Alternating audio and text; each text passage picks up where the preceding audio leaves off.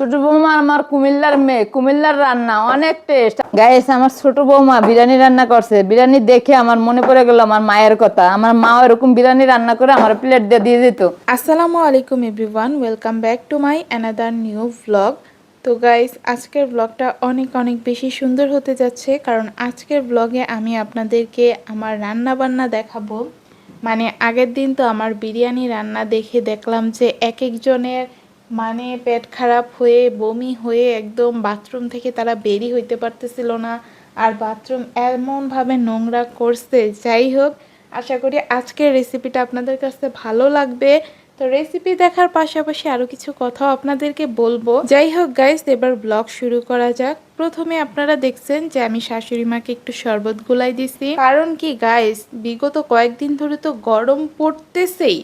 তাও ওই কয়েকদিনের গরমগুলো ছিল মোটামুটি, কিন্তু আজকের গরমটা অতিরিক্ত অতিরিক্ত অতিরিক্ত পরিমাণে বেশি। মানে এতদিন তো মনে করেন যে একটু সহ্য করার মতো ছিল, তবে আজকে হঠাৎ করে এত বেশি গরম যেটা সহ্য করাই যাইতেছিল না। আর শাশুড়ি মা যেহেতু বাইরে থেকে অনেক পরিশ্রম করে আসছে, এই রোদের থেকে ওই পার থেকে মানে এই পার আসছে নদী পার হয়ে, তো তার কষ্টটা অবশ্যই খুব বেশি হয়েছে। যার কারণে হচ্ছে আমি শরবত গুলাইয়া মানে ফার্স্টে আমার শাশুড়িকে দিছি, আর কাউকে দেই নাই, শাশুড়ি প্রথম খাইছে। তো যাই হোক, শাশুড়ির খেয়ে খুবই ভালো লাগছে, আমারও কাছেও খুব ভালো লাগছে। মানে তার তৃপ্তি সবচেয়ে বড়, কারণ সে সারাদিন অনেক পরিশ্রম করে। এই মানুষটার কারণেই তো আমি এই সংসারে আসি, এখন পর্যন্ত টিকে আছি শুধুমাত্র এই মানুষটার কারণেই। এই মানুষটা আমার যত্ন করে আমার পাশে আছে, এই জন্যই আমার অবস্থানটা, আমার পায়ের নিচের মাটিটা আজকে এত শক্ত। আলহামদুলিল্লাহ আলহামদুলিল্লাহ, সবটাই আল্লাহর রহমত। তো একদিন স্বামীর মানে ভালোবাসাও পাবো, আমার পায়ের নিচের মাটি আরও শক্ত হবে। মানে এতটাই শক্ত হবে যে কোনো মানুষ হচ্ছে সেই মাটি ভেঙে তুলতে পারবে না। তো যাই হোক গাইস, রান্নাবান্না হচ্ছে শুরু করে দিছি, কিন্তু রান্নাবান্না করা যে কি একটা ভেজাল গাইস। এখন দিনের বেলা গ্যাস এত পরিমাণে জ্বালাইতেছে জাস্ট বলার বাহিরে, তার উপরে গরমটাও পড়ছে। মানে সব কিছু মিলিয়ে বিরক্ত যে কি পরিমাণে লাগতেছিল। একদিকে গরম জ্বালাইতেছে, আরেকদিকে তো গ্যাসের জ্বালানো আসছেই। মানে প্রতিদিন রান্না বান্না নিয়ে কি পরিমাণের যে সমস্যা, আল্লাহ রে আল্লাহ। শুধু আমাদের না, আমি এতদিন ভাবছি কি হয়তোবা আমাদের পাইপে তো এতদিন সমস্যা ছিল, যার কারণে হচ্ছে গ্যাস আসে মানে আসে নাই। এখনো হয়তোবা আমাদের পাইপের সমস্যাটা যায় নাই, এই কারণে আমাদের গ্যাসের সমস্যা হইতেছে। কিন্তু গাইস, যা দেখলাম ফেসবুকে একটু পোস্ট দেখতেছিলাম কয়েকটা, এই গ্যাসের সমস্যা মানে আর কারো আছে নাকি, তখন দেখি যে পুরা বাংলাদেশে ধরতে গেলে কম বেশি মানুষজনের হচ্ছে গ্যাসের সমস্যা আছে। মানে একটা পোস্ট থেকে তো আমার অনেক বেশি অবাক লাগছে যে 1 মাস ধরে নাকি পরোটা খেয়ে আছে এই গ্যাসের সমস্যার কারণে। মানে ভাবা যায় গ্যাস মানে কিভাবে জ্বালাইতেছে। গ্যাসের এত সংকট পড়লো দেশের মধ্যে, জন্মের পরও এত সংকট আমি দেখি নাই, যেটা সত্যি কথা। মানে এখন আমি রান্না বান্না করি, আমার হচ্ছে সংসার হয়ে গেছে, এখনই গ্যাসটা জ্বালাইতে হইলো। যখন বাবার বাড়িতে ছিলাম তখন তো মায়ে মনে করেন যে আমরা তো গ্রামে থাকি, অন্যদের মাটির চুলার থেকেও রান্না করে নিয়ে আসতে পারতো। গ্রামে থাকলে আসলে এসব নিয়ে তেমন কোনো সমস্যা হয় না, সমস্যা হয় শহরের মানুষজনের। একদিকে হচ্ছে এলপি গ্যাসেরও সমস্যা হয়েছিল, মানে ওই যে বোতলের গ্যাসগুলা দিয়ে মানুষজন রান্না করে, সেগুলা তো বেশ সংকট চলছে কয়েকদিন। তারপরে এই লাইনের গ্যাসেরও সমস্যা ছিল, তারপরে কারেন্টে তো কি পরিমাণে সমস্যা সেটা নাই বলি গাইস। একবার যদি যায় আমাদের এখানে পুরা 3 ঘন্টা, পাক্কা 3 ঘন্টা পরে কারেন্ট আসে। আল্লাহ বাঁচাইছে যে আইপিএসটা কিনছিলাম, আইপিএস না কিনলে গাইস এই গরমে কি যে হইতো একমাত্র আল্লাহই জানে। তো এই যে গাইস, রান্না বান্না শুরু করে দিছি। আপনাদের কাছে মনে হইতেছে যে 2 মিনিটে হয়তো বা আমি রান্নাটা মানে মাংস টাংস সব কষাই ফেলছি বিরিয়ানির জন্য, কিন্তু না গাইস, পুরা পাক্কা 1 ঘন্টা লাগায় আমি হচ্ছে মাংসটার এই রকম চেহারায় আনতে পারছি। মানে গ্যাস ওঠে না গাইস, কাণ্ডটা দেখেন। আমি গুঁড়া দুধ দিছি মাঝখানটার মধ্যে, মাঝখানে দেখি যে পুরা লেগে গেছে। মানে মেজাজটা এমন খারাপ হয়েছে, চুলায় আগুন উঠে কি মিটমিট মানে দেখাই যায় না চোখে যে আগুন উঠতেছে নাকি উঠতেছে না। শুধু একটু হাত দিলে বোঝা যায় যে না এই জায়গাটায় গরম আছে, মানে আগুন আছে। এই আগুনের মধ্যে আমার দুধগুলা পুরা লেগে গেছে। মানে সবাই আমার পিছনে লাগে যে কি মজা পায় আমি সেটাই বুঝি না। আমার এই জ্বালাইতে সবার এত কেন মজা লাগে গাইস। তো যাই হোক, এদিকে হচ্ছে ঝোল দিয়ে দিছে, আর ওই চুলায় হচ্ছে আমি আলুগুলা ভাজতে দিয়েছিলাম যে আলুগুলো একটু আস্তে ধীরে সিদ্ধ হোক। কিন্তু গাইস আলু কিসের সিদ্ধ হবে, আলুতে উল্টা পানি উঠা, জাস্ট অবস্থা খারাপ। আমি এটা ভেবে অবাক হয়েছি যে আমি আলু দিছি ভাজতে, আলুতে লবণটা মানে সরি লবণ না, পানি আসলো কই থেকে। পরে রাগে জিদ্দে কি করব গাইস, মাংসের সাথে সিদ্ধ দিতে দিয়ে দিছি। কারণ এই গরমের মধ্যে রান্নাঘরে মানে একটু পরপর আসা আমার একদম ভাল লাগতেছিল না। তার উপর গ্যাসটার যন্ত্রণা, গ্যাসটা যদি থাকতো মনে করেন যে 1 ঘন্টার মধ্যে সব রান্না বান্না শেষ করে ফেলতাম ঘরের। কিন্তু গ্যাস তো নাই, 1 ঘন্টা লাগে আপনার পেঁয়াজটা ভাজতেই, রান্না বান্না তো অনেক দূরের বিষয়। তো যাই হোক, এইদিকে হচ্ছে ইন ডিটেলস আমি কি কি দিয়ে শরবত বানাইছিলাম গাইস, সেটাই আপনারা দেখতে পাবেন।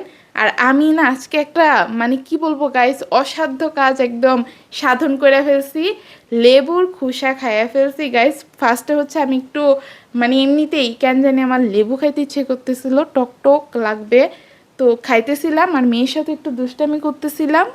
আর এই যে এখন একদম লেবুর খোসাটাই খেয়ে ফেলছি। মানে কেন জানি মনে হইতেছিল যে একটু লেবুর খোসা খাই, কারণ আমার আবার অভ্যাস আছে ওই যে ভাতের সাথে হচ্ছে লেবু তো চিপড়ে খাই, লেবুর খোসাটা খাওয়ারও অভ্যাস আছে, খুব মজা লাগে আমার কাছে। তাই ভাবছি যে দেখি খালি খালি খাইতে পারি নাকি।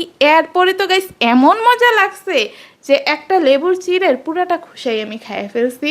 মানে এই জিনিসটা আমি একজনের থেকে দেখে ইন্সপায়ার্ড হয়েছি। টিকটকে একজন হচ্ছে মাদার নামে অনেক পরিচিত, তারে দেখি যে গাইস হাতের সামনে যা পায় সব খাইয়া ফেলে, মাশাআল্লাহ, খুশাও ছাড়া না কিছুই করে না। তা আমি অনেক উন্নতি করে ফেলছি গাইস অনেক। যাই হোক, উন্নতি করতে করতে এদিকে হচ্ছে শরবত বানানো শেষ হওয়ার আগেই আমার ওই যে নিচে দিয়ে আবার লেগে গেছে, চুলায় গ্যাস নাই মাগার নিচে দিয়ে লেগে যাইতেছে, ম্যারেজটা হয়ে যাইতেছিল গরম, ওই যে দেখেন কালো কালো হয়ে গেছে অলরেডি। তো যাই হোক, আমি হচ্ছে মাংস টাংস সব উঠাই ফেলছি, আলুটা আর সামান্য একটু ঝোল রেখে দিছিলাম চালটা ভাজার জন্য। আশা করি আজকের রেসিপি দেখার পরে কোনো আপাদের কোনো ধরনের কোনো সমস্যা হবে না। আর যদি কোনো আপাদের কোনো সমস্যা হয় তাইলে বুঝে নিব আপনার রান্নাতে গড়বড় আছে, কারণ আমি আজকে রান্না একদম ঠিকঠাক মতোই করছি। আর আগের দিন ভাই আমি এতবার করে বলছি যে আমি হচ্ছে বিরিয়ানিটা আজকে একটু ভিন্নভাবে ট্রাই করতেছি, কারণ সব সময় একঘেয়ে রান্না খেতে খেতে ওইটার মানে ইচ্ছে করতেছে না খেতে। ও মা গো মা, এক একজনের বমি পাইয়া পেট খারাপ হইয়া মানে যা তা অবস্থা নাকি হয়ে গেছে। তো যাই হোক, আমি কারোর পেট খারাপ করতে চাই না। আজকে হচ্ছে একদম সুন্দরভাবে রেগুলার আমি যেভাবে বিরিয়ানি রান্না করি সেভাবে রান্না করেই দেখাইছি।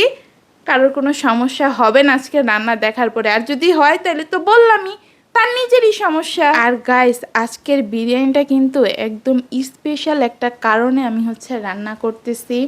মানে কারণ আমি কয়েকদিন আগেই মাত্র বিরিয়ানি রান্না করছি, এত তাড়াতাড়ি তো আর বিরিয়ানি রান্না করতাম না। করছি কারণ দেখি যে বড় সতীনের মুখটা আবার বন্ধ হয়ে গেছে, মানে আমার সাথে খুব লাগতে আসছিল, লেগে হচ্ছে পারে নাই, এখন চুপ হয়ে গেছে। মানে আমি বারবারই বলি আমার সাথে যাতে না লাগে, আমার সাথে লেগে পারবে না। ওর ক্লাস আমার ক্লাস হচ্ছে আকাশ পাতাল তফাৎ, কিন্তু কে কার কথা শুনে। তো কালকে একদম জায়গা মতো একটু কচুটা দিছিলাম, প্রত্যেকটা কথা একদম ধরে ধরে রিপ্লাই দিয়ে দিছিলাম, যার কারণে মানে ফিরে যে কিছু বলবে সেই কথা বলার মতো মানে ফিরে কোনো কথা আর খুঁজে পায় না আর কি, যার কারণে কথা বল নেই। সেটা আপনারাও বুঝেন আমিও বুঝি, কিন্তু কিছু হচ্ছে বড় সতীনের মানে ভক্তরা এসে হচ্ছে সেই জিনিসটারে মিথ্যা প্রমাণিত করার চেষ্টা করবে। তা আপনারা সেটা নিয়েই চেষ্টা করেন, পরবর্তীতে দেখা যাবে কি মানে ওই মানুষগুলো আমার পিছনে লাগতে লাগতে কোন দিন না আমার ফ্যান হয়ে যায়। আমি যে একটা সত্যবাদী মানুষ, আমি যে সবসময় সত্যটা তুলে ধরি সেটা আপনারা ঠিকই বুঝতে পারবেন গাইস। তো বড় সতীনকে নিয়ে আমি আজকে তেমন কিছু বলতে চাই না। আর এই যে এদিকে দেখেন আমার শাশুড়ি মারে আমি হচ্ছে আজকে একমুখ শরবত এনে দিছি, সে যে কি পরিমাণের খুশি হইছে গাইস জাস্ট বলার বাহিরে। তো যাই হোক, প্রায় সময় আমি হচ্ছে এভাবে শরবত টরবত গুলিয়ে দেই আমার শাশুড়ি মাকে, কারণ আমার শাশুড়ি মা হচ্ছে মিষ্টি জিনিসটা অনেক পছন্দ, সেটা শরবত বলেন এমনিতে মিষ্টি বলেন আর হচ্ছে কেক বলেন যাই বলেন না কেন মিষ্টি জাতীয় জিনিস হইলেই হয়েছে। আর আজকে আসার সময় হচ্ছে আমার আম্মু মানে শাশুড়ি মা আর কি, আম্মু বললে আবার অনেকেই বুঝতে পারবেন না, তো কলা নিয়ে আসছিল আর দুধ নিয়ে আসছিল। আমার শাশুড়ি ডেইলি হচ্ছে ডিউটি থেকে এসে একটাই কথা, যে আমার নাতিনকে তুমি ঠিকভাবে খাওয়া দাওয়া করাও না। মানে আমি তারে বুঝাইতেই পারি না যে আম্মু আমি ওরে ঠিকভাবে খাওয়াই, কিন্তু ও ঘুমায় না ঠিকভাবে। তো একটা বাচ্চা মানুষ যদি ঠিকভাবে না ঘুমায় তাইলে কি ওর চেহারা সুরত ঠিক থাকবে? মানে ডেইলি আমার বকা শুনতে হয় আমার শাশুড়ি মায়ের কাছ থেকে, যে আমি নাকি আমাতুরকে ঠিকভাবে খাওয়াই না, এ কারণে হচ্ছে আমাতুরের মুখ চোখ সব মানে শুকায় থাকে, তারপরে চোখের নিচে কালি পড়ে যায়।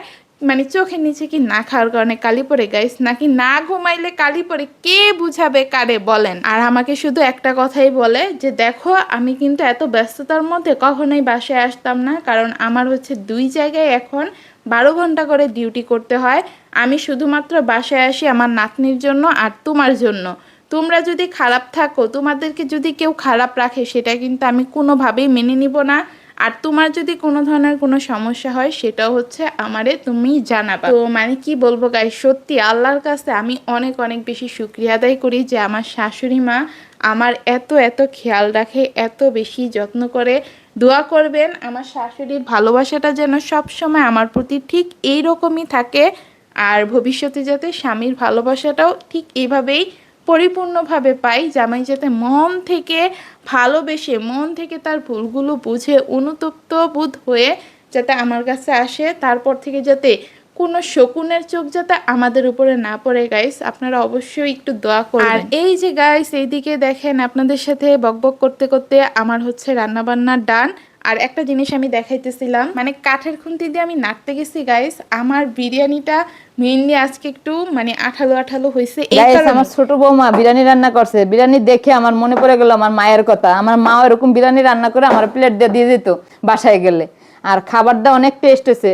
তো গাইস শাশুড়ির মুখ থেকে তো আপনারা প্রশংসা শুনলেনই যে আমার বিরিয়ানিটা আজকে খাইতে কেমন হয়েছে।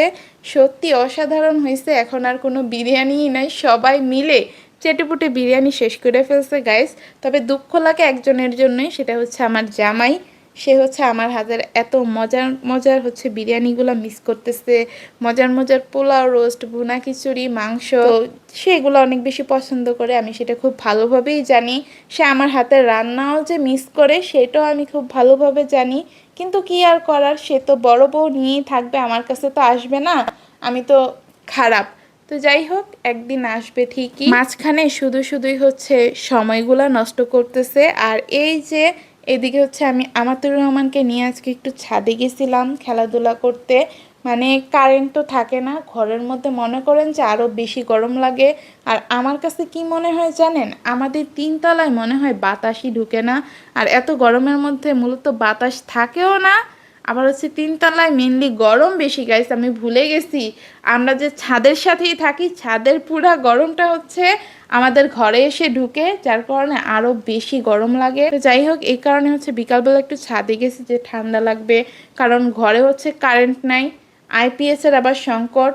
কারেন্ট যদি মানে না আসে তখন আইপিএসটা দিয়ে রাতের ঘুমের সময়টা অন্তত চলে যাবে, যদি একটু সেভ করে রাখি আর কি। তো এই কারণে ছাদে নিয়ে গেছিলাম খাবার খাওয়ানোর জন্য, যে একটু খেলাধুলা করবে, বাইরে হালকা পাতলা হচ্ছে বাতাস আছে, সব কিছু মিলিয়ে হয়ে যাবে আর কি। ওর বিকালের খেলাটাও হয়ে যাবে, খাওয়া দাওয়াও হয়ে যাবে। তো এই যে আমাতুর রহমান একটু খেলাধুলা করে ওর পানির তৃষ্ণা পাইছিল, যার কারণে হচ্ছে ও পানি খাইতেছিল। পানি খেতে খেতে হচ্ছে বোতলের উপরের ক্যাপটা পড়ে গেছিল, ও মানে ভয় পেয়ে গেছিল। আমাতুর রহমান না যে কোনো জিনিসের গায়ে এত বেশি ভয় পেয়ে যায়, কিন্তু এটা কেন আমি জানি না। আমি সবসময় চাই ওর একটু অভয় দিয়ে রাখতে, কিন্তু ও না মানে ওই ভয়টা কাটাই উঠতে পারে না কেন জানি, সব জিনিসে অনেক বেশি কনফিউজড হয়ে যায়, ভাবে যে ওরে কি না কি করে ফেলবে কেউ ও যদি কোনো একটা ভুল করে। আসলে এই জিনিসটা কিন্তু ঠিক না বাচ্চাদের ক্ষেত্রে, কারণ বাচ্চা মানুষ থাকবে ফুরফুরা চঞ্চল, মানে ভয় কেন তাদের মধ্যে কাজ করবে, ভয় জিনিসটা তারা কেন বুঝবে। কিন্তু আমার মেয়ে কেন এরকম আমি আসলে জানি না। আমার মনে হয় কি প্রেগনেন্সি টাইমে আমি অনেক অনেক খারাপ সময় কাটাইছি, তো যার কারণে কি ওরও হয়তো মানে কিছু একটা ইফেক্ট পড়ছে। কারণ আমি শুনছি যে প্রেগনেন্সি টাইমে বাচ্চা যখন পেটে থাকে মায়ের যদি মন ভালো থাকে তাহলে নাকি বাচ্চারও মন ভালো থাকে, আর মায়ের যদি মন খারাপ থাকে তাহলে নাকি বাচ্চারও হচ্ছে সেটা একটা খারাপ প্রভাব ফেলে। তো জানি না এই কারণে আমাতুর রহমানের মধ্যে এত ভয়, এত সংকোচবোধ কাজ করে নাকি। তো আমার জামাই আসলে বুঝবে না, কোনো কিছুই বুঝবে না। সব মানে তাদের কাছে সব কিছুই মিথ্যা, তাদের কাছে হচ্ছে সব কিছুই হচ্ছে আমি বানিয়ে বানিয়ে নাটক করে বলি। আমি যদি নাটকই করতাম, মানে আমার মেয়ে কিন্তু একটা জলজন্ত প্রমাণ আপনারা বলতে পারেন আমাতুর রহমানের কিছু কিছু আচরণ, যে আমি প্রেগনেন্সি টাইমটা কতটা ভালোভাবে কাটাইছি, মানে আমাতুরের কিছু কিছু আচরণ দেখলেই সেটা বোঝা যায়। কিন্তু তারপরও মানুষের মুখ থেকে মানে এই কথা যাবে না যে আমি নাটক করতেছি। তো যাই হোক, যার মেন্টালিটি যেমন সে তো তেমনটাই ভাববে, তাই না? যাই হোক, আর গাইস আমাতুর রহমান আজকে মাশাআল্লাহ মাশাআল্লাহ ছাদে অনেক খেলাধুলা করছে। অন্যান্য টাইমে আপনারা খেয়াল করবেন আমাতুর রহমান কিন্তু তেমন একটা অ্যাক্টিভিটি করে না, মানে একটা ভয়ে ভয়ে থাকে। ও ক্যামেরা অন করলেন একটা ভয়ে ভয়ে থাকে, ওর মধ্যে একটা সংকোচবোধ কাজ করে। দেখবেন সহজে ওর মুখ থেকে হাসি বের হতে চায় না, ও না তেমন কোনো অ্যাক্টিভিটিও করতে চায় না। কিন্তু আজকে মাশাআল্লাহ আমার না ওরে কিচ্ছু বলতে হয় নাই যে আম্মু তুমি একটু খেলো, আম্মু তুমি একটু দৌড়ে ওইদিকে যাও, তুমি একটু দৌড়ে ওইদিকে যাও, মানে কিচ্ছু বলতে হয় নাই। ও নিচ থেকে ছাদে এসে মাশাআল্লাহ উঠতে না উঠতেই দৌড়াইতেছিল, লুকোচুরি খেলতেছিল, যেটা আপনারা এতক্ষণ দেখছেন। মানে আমার যে কি আনন্দ লাগতেছিল গাইস। আর আমার মনে হয় নতুন জামা পেয়ে আমার মেয়ে আরো বেশি খুশি হয়ে গেছে। আর আজকের মতোই যাতে আমাদের মা মেয়ের মনটা ফুরফুরা থাকে, অবশ্যই দোয়া করবেন।